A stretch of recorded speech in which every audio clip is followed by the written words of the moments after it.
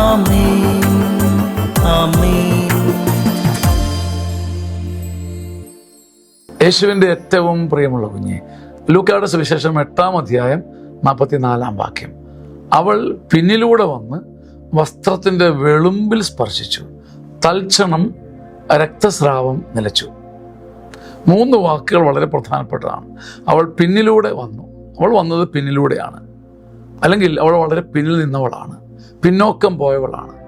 പിന്നിൽ നിന്നവൾ, പിന്നോക്കം പോയവൾ, വളരെ പിന്നിലാകപ്പെട്ടവൾ, പിന്നിലായിപ്പോയവൾ വന്ന് വസ്ത്രത്തിൻ്റെ വെളുമ്പിൽ, അവൻ്റെ വസ്ത്രത്തിൻ്റെ അറ്റത്ത്, അതിൻ്റെ അങ്ങേ അറ്റത്ത്, അതിൻ്റെ ആ തൊങ്ങലൊക്കെ ഉള്ള സ്ഥലത്താണ് തൊടുന്നത്.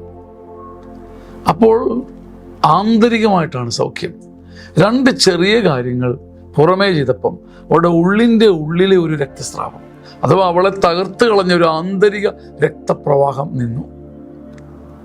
വിശ്വാസം ഇതാണ്, പക്ഷെ ഒട്ടും എളുപ്പമല്ല.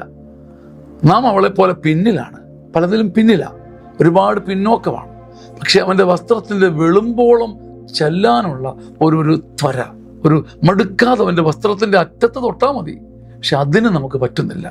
അതിനു മുമ്പേ നമ്മൾ ബാറ്റൻ വിട്ട് വീണു പോകുന്ന ഒരു കായിക താരത്തെ പോലെയാണ്. ഒരുപാട് പിന്നിലാണ് നമ്മൾ.